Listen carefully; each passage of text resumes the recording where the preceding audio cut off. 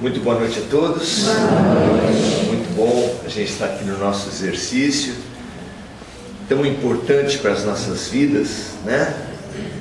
Nesse tempo que a gente está tão preocupado em andar rápido, comer rápido, nos relacionar rápido, casar rápido. E Jesus nos vem perguntar: de que adianta ganhar o mundo todo e perder sua alma?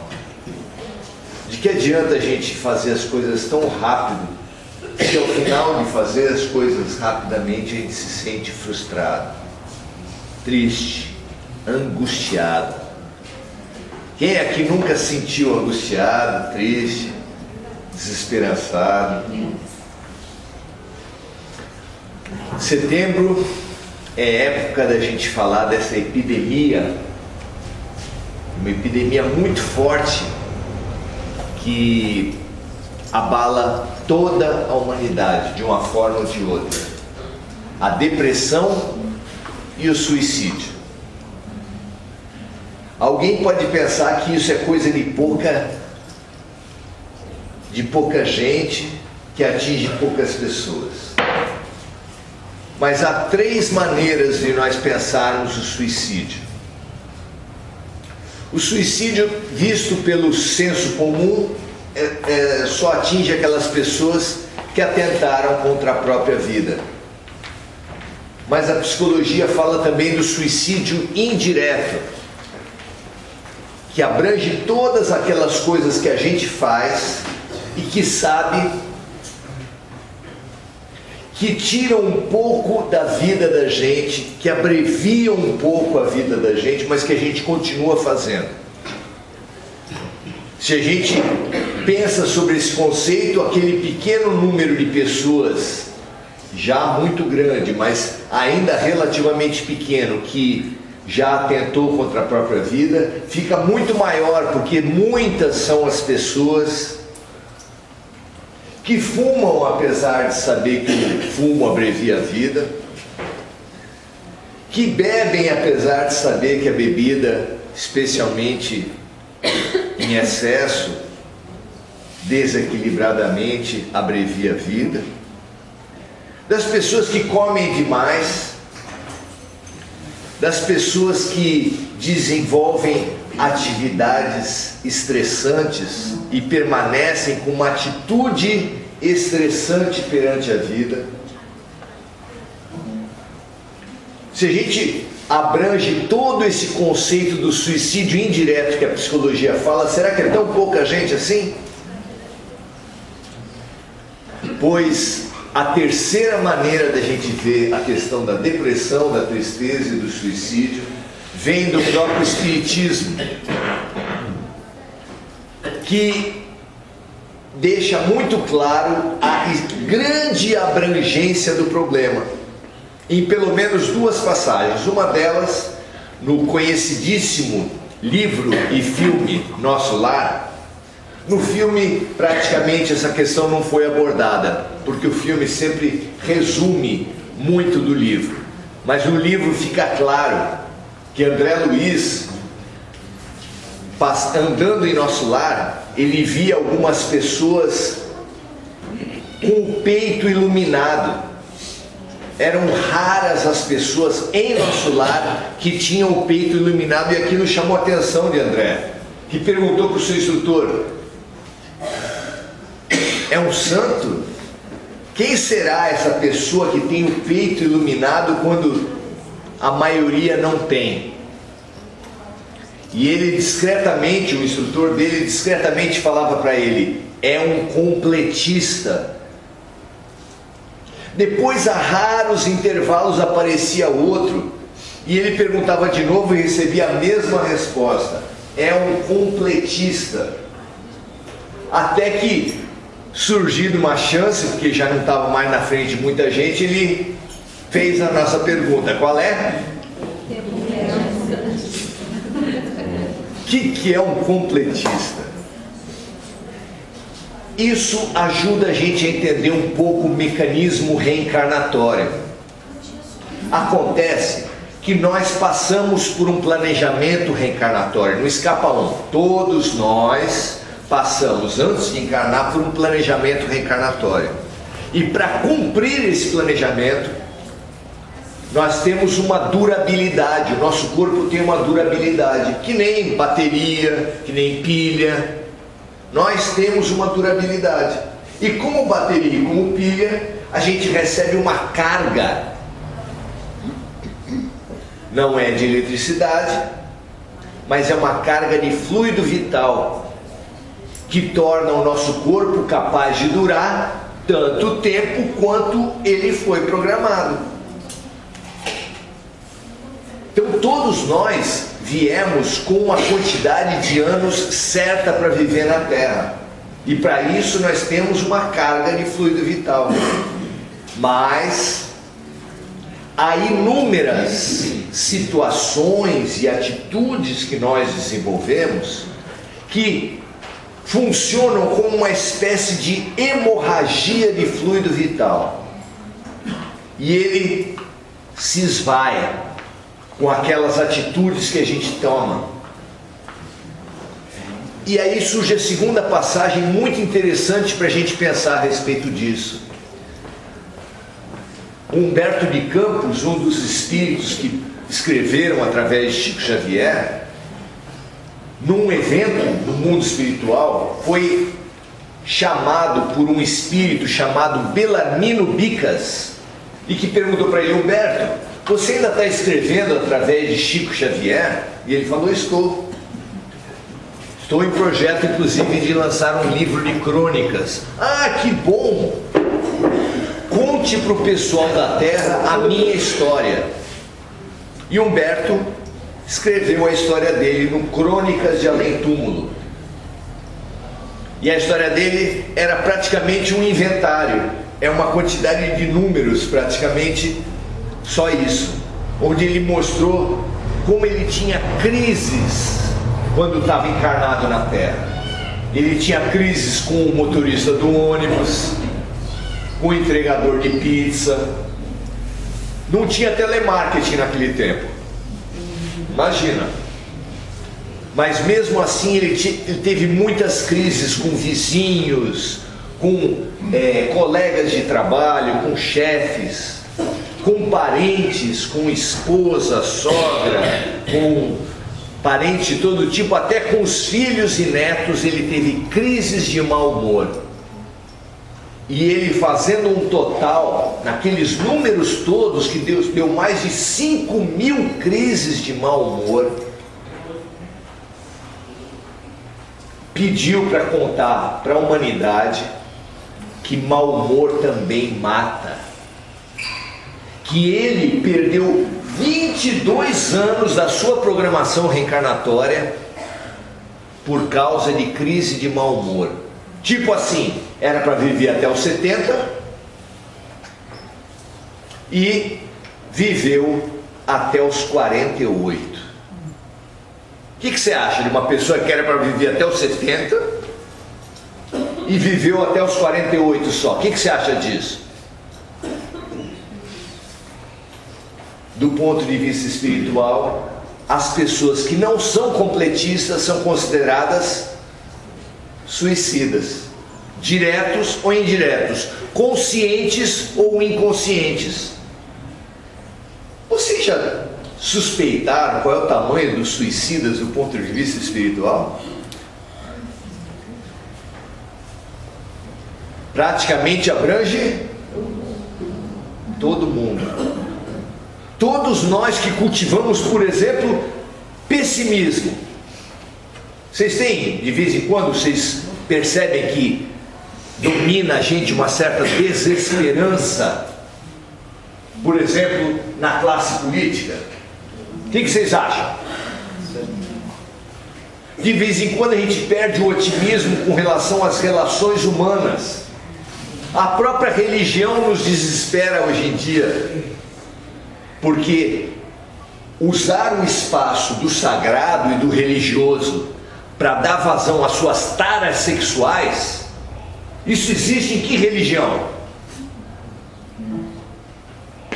Tem escândalo de padres tem escândalo de pastores, tem pais de santo e tem também médiuns. O mais famoso ultimamente, infelizmente, João de Deus, era um médium. Quem é que usa mal as religiões? Praticamente todo mundo. É fácil manter o otimismo nesses tempos de hoje? Nós temos um potencial enorme de sermos suicidas.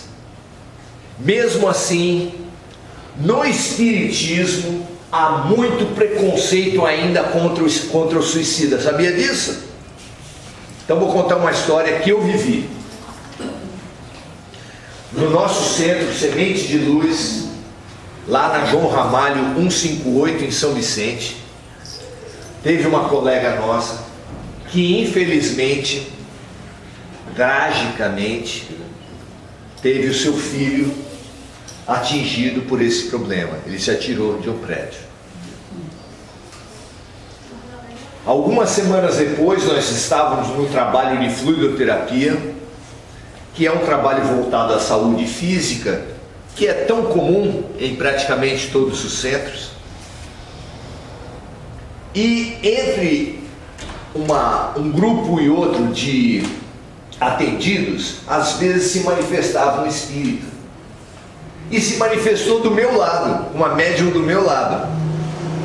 E ele deu o seguinte depoimento: finalmente podemos ser atendidos nesta casa, disse ele. Estão aí fora algumas centenas de espíritos de suicidas, e nós já estávamos há muito tempo e não conseguíamos ser atendidos na casa. Todo mundo ficou. E ele parece que lendo o nosso pensamento e falava assim: e não é por causa dos diretores espirituais, não, é por causa dos trabalhadores encarnados da casa. E aí ele falou a frase que para mim ficou tão marcante: foi preciso que um de vocês morresse para a gente poder ser atendido. O que vocês acham disso? Tem preconceito entre os espíritas? Eu não tenho olhos de ver as pessoas, mas por esse depoimento, na casa onde eu trabalho, eu percebi o quê?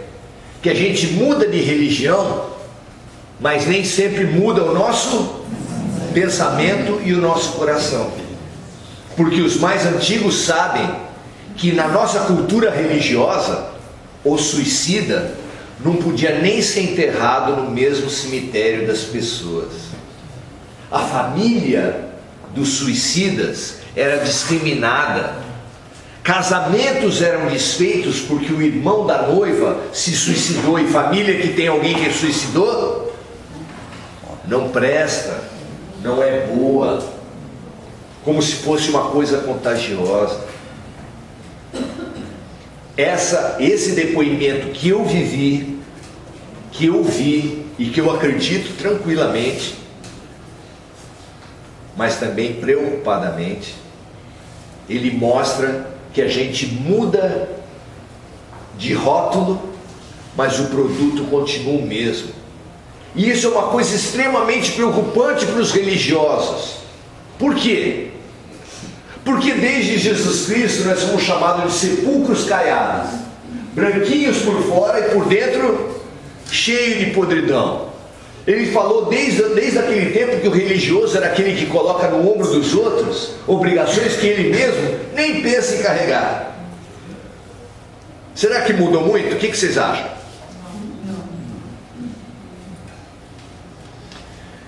Nós precisamos de uma nova atitude para enfrentar a questão da depressão e do suicídio. E essa nova atitude começa pela humildade. Sejamos mais humildes perante as famílias, os amigos e perante os suicidas. Até porque, parafraseando Jesus, aquele que não for suicida que atire a primeira pedra. Porque hoje nós já estamos convencidos aqui que todos nós, de alguma forma, somos também. Então, olha, é tempo de baixar a bola, de ser menos arrogante, menos petulante, não julgar as famílias, as mães especialmente, de suicidas, as famílias que têm, ou quem tem um amigo, e principalmente os nossos amigos, os nossos queridos que optaram pela via mais direta do suicídio. Porque nós precisamos olhar com outros olhos, olhar o suicídio com outros olhos, e olhar desde a fonte, desde a origem, porque nós somos programados para a tristeza e para a frustração por essa sociedade em que nós vivemos. Vocês já perceberam isso? Então eu vou lembrar de uma história de um desenho animado do meu tempo de criança. Nem sei se ainda passa, vocês vão me falar se ainda passa. A Arca do Zé Colmeia.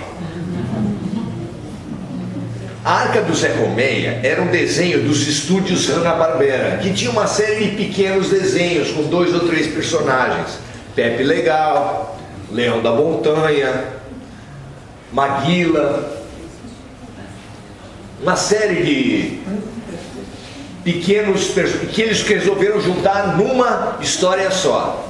E a história se dava dentro de uma arca parecida com o que a gente imagina que fosse a Arca de Noé, mas era uma arca que voava. Vê se pode uma arca voar. Mas em alguns episódios mostrava qual era o motor da arca. Vamos ver, é uma questão importante para o nosso desenvolvimento espiritual. Qual era o motor da Arca do Zé Colmeia? Ele sabe, vai ganhar 10. Quem é o motor da Arca do Zé Colmeia? Ah, só ele. Era o Maguila, que para os mais desinformados era um lutador de boxe. Não tem nada a ver. O Maguila era um dos personagens do estúdio Hanna-Barbera, que era um gorila. E o motor da Arca do Zé Colmeia era uma esteira rolante, que na frente da esteira rolante tinha um cacho de banana lindo, enorme. E ele tentando alcançar o cacho de banana, que ele alcançava? Tentando alcançar o cacho de banana, ele movimentava tudo e movimentava a hélice como de um helicóptero que tinha em cima da Arca do Zé Colmeia. Essa história fala muito de nós. Quem é o Maguila da sociedade? Quem é esse ser que, correndo atrás de uma felicidade inalcançável e não alcançando naturalmente, faz movimentar toda a sociedade, faz movimentar tudo que acontece por aí? Quem é o Maguila? Vocês têm alguma ideia, não?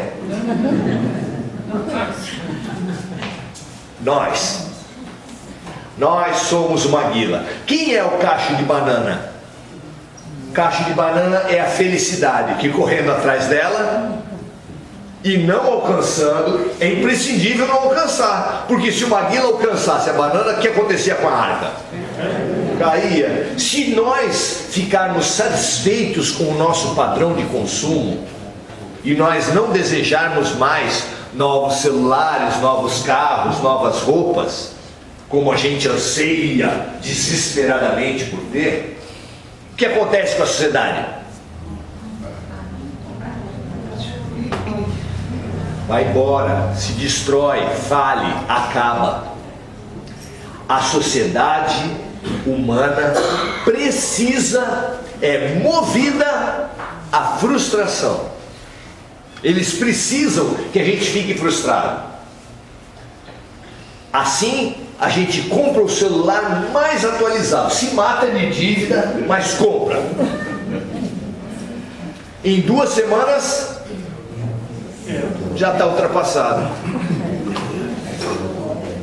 Tem um vídeo ótimo para quem quiser perceber um pouco mais isso, é 20 minutos, ele chama A História das Coisas, tem lá no YouTube, veja, A História das Coisas, e ali ele fala, de uma maneira muito simples e muito bem colocada, como a obsolescência dos produtos é programada, e como isso faz parte de uma estratégia da indústria, coisa que nós já sabemos, né?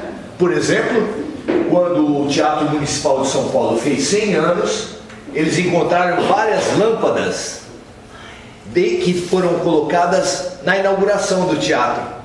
Lâmpadas que duram 100 anos.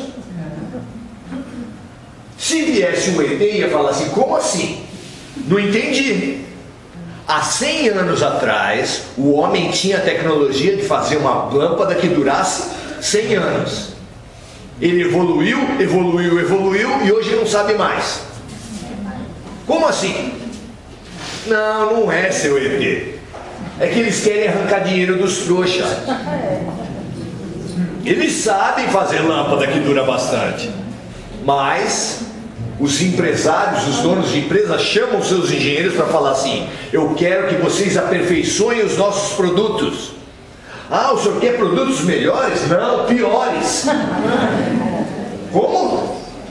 Eu quero que vocês desenvolvam produtos piores e parem de me fazer coisa boa, porque senão todo mundo vai perder o emprego. Eles precisam da nossa frustração e a gente fica frustrado direitinho. Quem nunca foi ao shopping assim, apesar de não ter dinheiro nenhum? Não precisa nem ser final do mês, meio do mês você já vai. Mas o pior é que você sempre encontra uma conhecida que vem cheia de sacola. Eu já desconfio que tem gente que coleciona sacola de shopping, põe um monte de enchimento dentro da sacola e quando vai passear leva a sacola toda para quê? Para pagar uma de rico. Porque não é possível, gente. Será que só eu que não tenho grana? Não é possível. Um de nós gera frustração no outro. Eu sei que isso nunca aconteceu com vocês, mas tem famílias que nessas ocasiões de festas maiores, por exemplo, final de ano, Natal, recebe um cunhado do interior e o cara vem com um carro novinho. Aí você vê ele chegando, você já pensa na sua garagem, que mais parece um cemitério, né? Às vezes você está saindo bem de casa, com bom humor, mas olha o lixo do vizinho e tem lá uma caixa de papelão fininha, enorme, e você lembra do tubo de imagem que tem em casa. Pelo amor de Deus, porque quem tem tubo de imagem de casa, televisão grande, não pode ser feliz. É claro que não.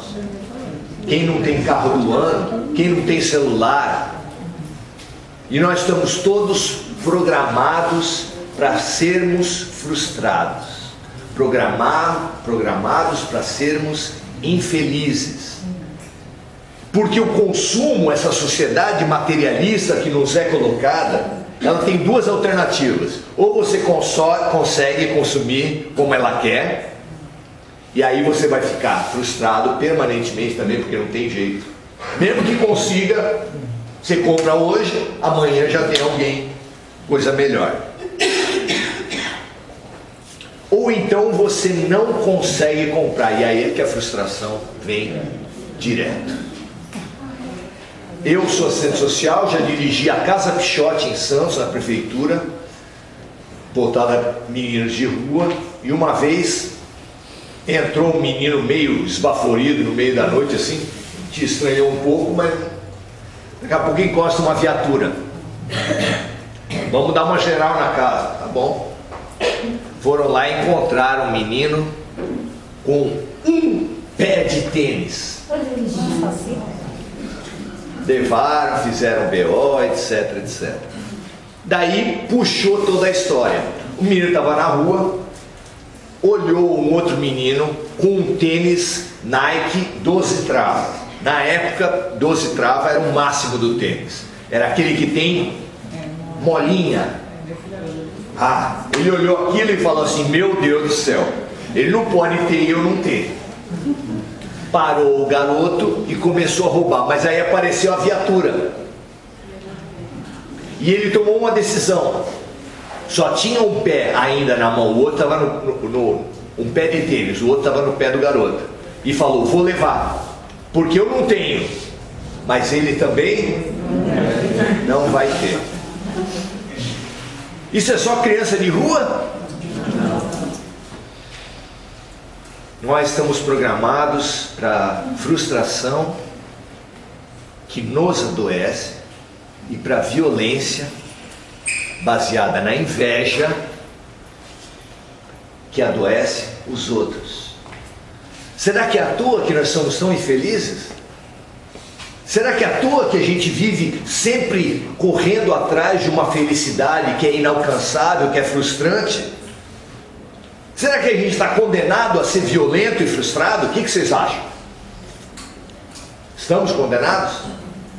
Porque fomos programados. Quem daqui achar que a propaganda não é importante e não manda nas pessoas, eu vou duvidar. Porque olha só, todo esporte é movido a propaganda. Toda cultura é movida a propaganda. Toda mídia, celular, tablet, televisão, computador, tudo é movido a propaganda. Se não desse certo, eles estão fazendo aquilo por quê? Amor à pátria?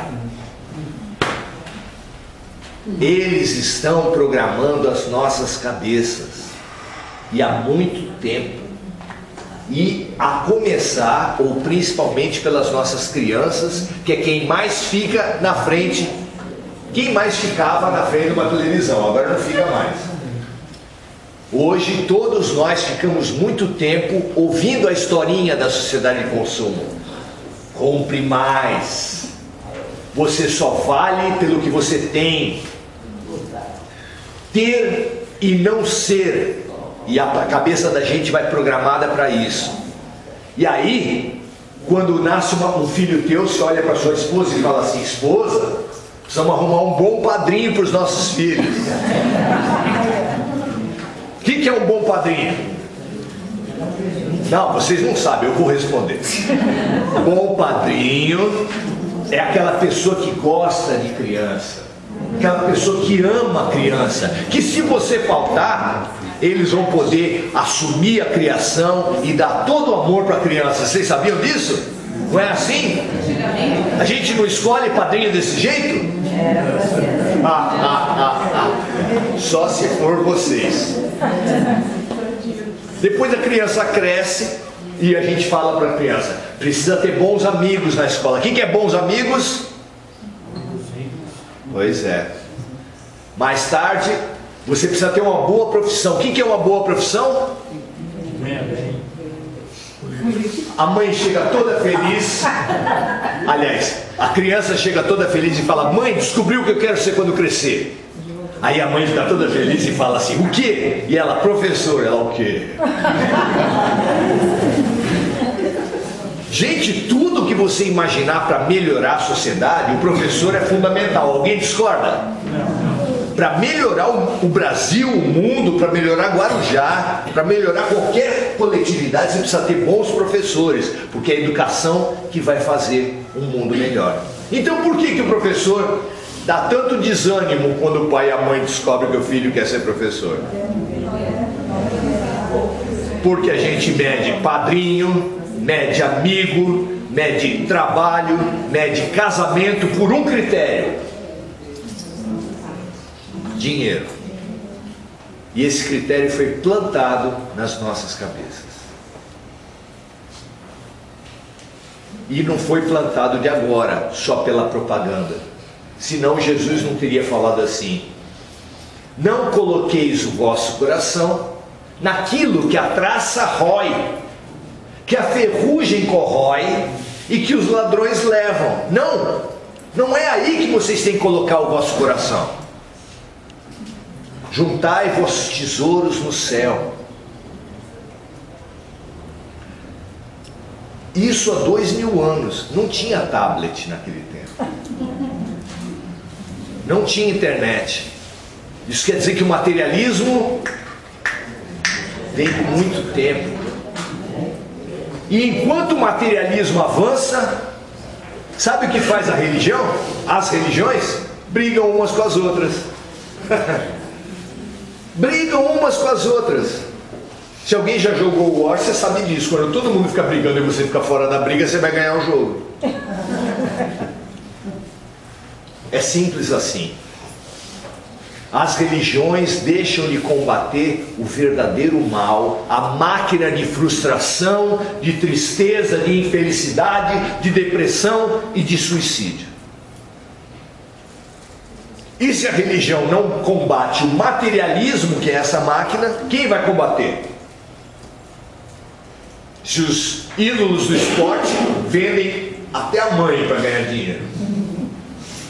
Se os ídolos da televisão, os atores, os cantores, então, o que eles mais ganham é publicidade. E nós, seguindo o que eles mandarem. É assim ou não é? É assim. É assim que nós somos. Mas estamos condenados? Será que a gente não tem jeito de reprogramar nossa cabeça? Pois contra esse poderoso inimigo que domina todos os setores, com o qual a gente fica... Quanto tempo será por dia que a gente fica na frente do celular?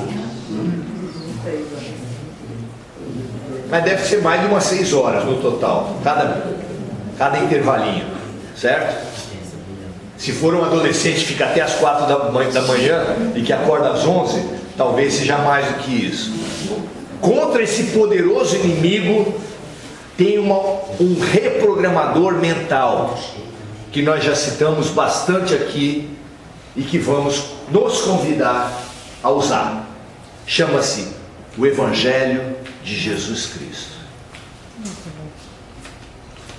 Nós precisamos aceitar a reprogramação mental que o Evangelho de Jesus Cristo nos propõe e perceber o consumismo, perceber o materialismo misturado no próprio Evangelho, no próprio cristianismo. Porque hoje as pessoas avaliam assim: eu estou numa boa religião, agora que eu mudei já troquei de carro, já fui promovido no emprego. É a tal da teologia da prosperidade. Compre, você quer limpar espiritualmente a tua casa? Compre uma vassoura. Vassoura espiritual por R$1.000. Aí você vai lá, compra, varre a tua casa e a tua vida melhora. Se não melhorar a tua, vende quem vendeu para você, claro. R$1.000 uma vassoura. E assim que o próprio remédio que era feito para nos curar, que é a espiritualização do homem, se transforma em veneno. Quem é que vai fazer essa reprogramação? O espiritismo. Será? Será? Não. Quem vai fazer essa reprogramação é cada alma lúcida que perceber a ameaça que ela está de ser programada para tristeza, para depressão, e pode inclusive não ter religião nenhuma, porque isso é questão de lucidez, de querer deixar de ser marionete, bonequinho na mão dos programadores de mente, dos formuladores de frustração, dos espalhadores de tristeza e de depressão. Quem será que está lúcido o suficiente? Eu sou assistente social, trabalho com um monte de mulher. Depois do dia dos namorados tem uma classificação dos maridos.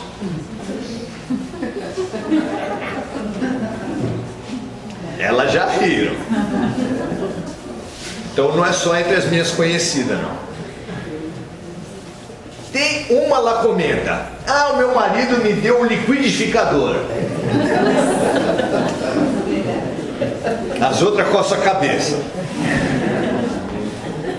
Tá, dá uma medalha de bronze para ele, vai. O outro deu um buquê de rosa. Buquê de rosa? Dá uma medalha de prata para ele. O outro deu um vestido. Ou uma joia, qualquer coisa assim. Esse é medalha de ouro, claro. Aí fica a tarda envergonhada na história, sabe como é que é?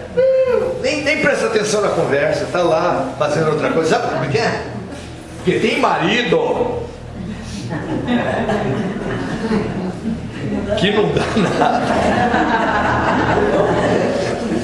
Esse não pega nem pódio. Esse não pega nem pódio. E o pior é que essas coisas são gravadas, gente. Ela vai ver. Nós classificamos tudo pelo valor monetário. Tudo. Depois do amigo secreto, depois de trocar presente no Natal, você vai saber quanto custa o presente que você ganhou e comparar com o presente que você deu. Vocês nunca souberam disso, não é? Ah, que bom. Agora já o pessoal é mais elevado, mais desmaterializado. Eu acho bacana isso. Mas lá onde eu venho, a gente reduz tudo a dinheiro. E reduzindo tudo a dinheiro, a gente aceita essa classificação absurda que a sociedade faz entre os pobres, os medianos, os ricos e os milionários, colocando fora de questão os miseráveis, porque é claro que os miseráveis são tudo vagabundos, não querem trabalhar, pessoas de má índole. Quantas vezes você já não percebeu isso? Quantas vezes você já não notou que existe uma hierarquia? Eu trabalho no fórum. Se você chegar lá de short, nem entra. Chegar de terno e gravata, pois não, doutor? Que doutor é esse? Quem já fez uma faculdade sabe que doutor é só quem fez doutorado. Como é que um advogado é doutor automaticamente? Por quê? Porque o que interessa é a fama. A gente vai compondo isso. E é essa vida de falsidade, essa vida de parecer ser para logo depois cair, de ficar eufórico quando tem e deprimido quando não tem. Essa bipolaridade existencial que a gente vive, que hora a gente está lá em cima, hora está lá embaixo. Gente, isso é programado. Será que a gente quer continuar a ser assim? Será que não está no momento da gente se libertar? É a pergunta de hoje. Nós todos podemos nos reconhecer escravos de programadores mentais, escravos de fazedores de cabeça, escravos de vendedores de felicidade. As pessoas dão um apartamento, dão um carro para estelionatários espirituais, que foram anunciados pelo próprio Jesus. Se vocês quiserem duvidar de mim, vão lá e pesquisem no Evangelho.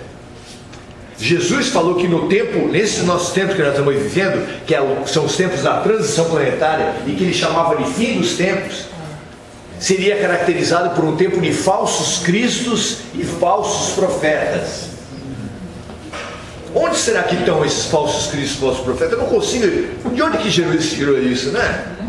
Numa passagem ele é mais explícito. Ele fala assim: eu sou o bom pastor, todas as minhas ovelhas me conhecem pelo nome. Mas cuidado, há maus pastores, há pastores mercenários. Gente, é texto, palavra do Evangelho. Há pastores mercenários que só pastoreiam pelo dinheiro. Como interpretar uma passagem dessa? É difícil, né? Fala a verdade. Jesus falou isso. Jesus nos alertou que haveria pessoas que pastoreariam pelo dinheiro. E a gente vai atrás, e a gente se conduz, e a gente aceita. Como aquelas mulheres, e não é só o pastor evangélico que eu estou falando, é todo tipo de pastor.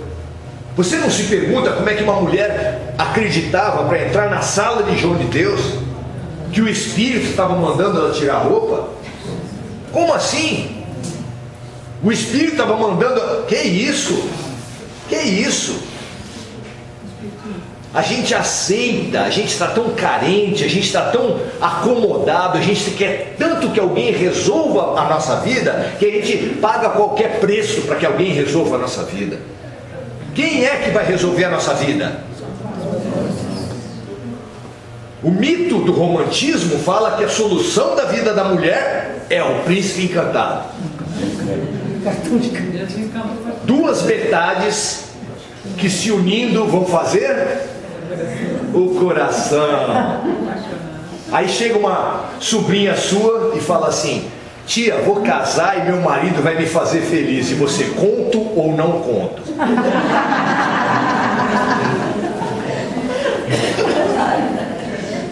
Aí vem aquela pergunta: tem alguma noiva aqui? Não. Desculpe. Homem resolve a vida de mulher? Homem é a fonte de felicidade para a mulher? Isso também não é novo, gente. As nossas avós falavam dos seus cônjuges como minha cara metade, como se a gente tivesse meio nariz,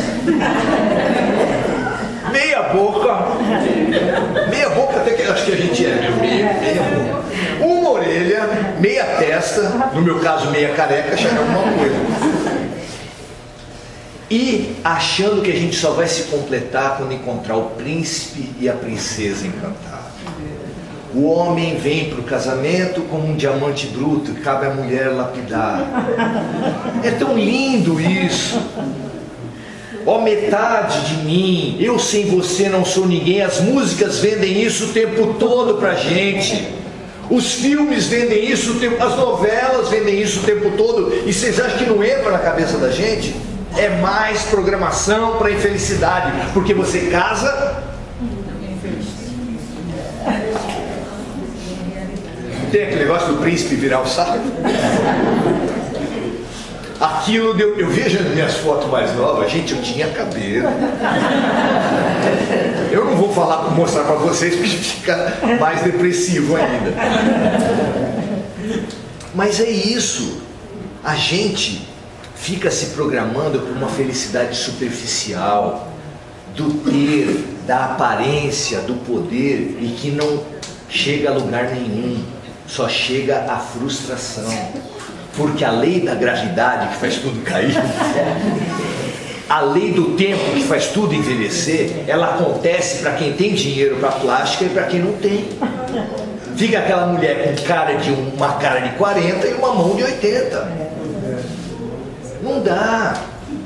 Nós temos ficado monstruosos atrás de uma felicidade que não se sustenta, que joga a gente para baixo e que faz a gente, conscientemente ou não, buscar o fim.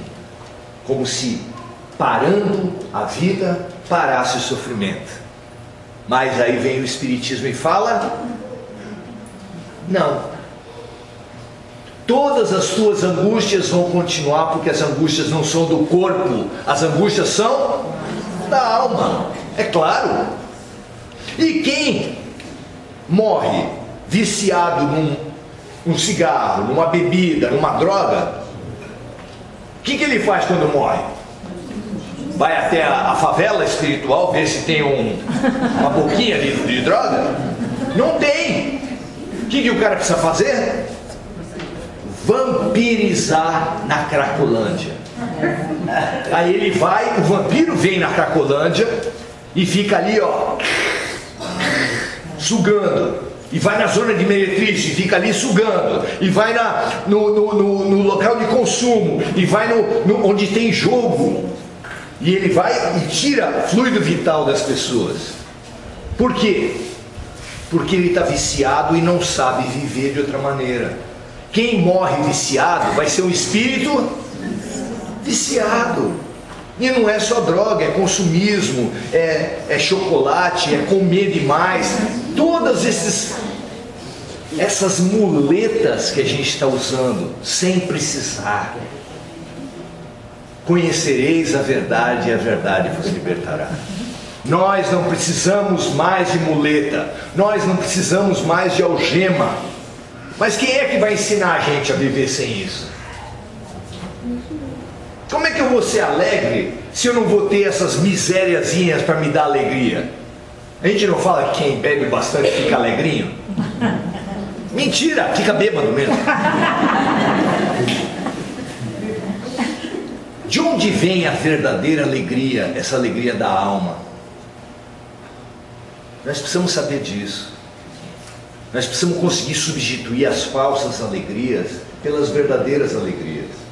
Se nós tivéssemos tempo para fazer um depoimento de quem quisesse falar, nós íamos chegar à conclusão que o que alegra a alma de verdade, e o pessoal do atendimento fraterno aqui deve saber bem disso, quando você atende uma pessoa, você olha no olho e percebe que deu liga, que você conseguiu ajudar, conseguiu acolher aquela pessoa, conseguiu dar um apoio, aquela pessoa florescendo na tua frente. Às vezes você está num ônibus e a pessoa te escolhe para falar da vida dela, da vida sexual dela.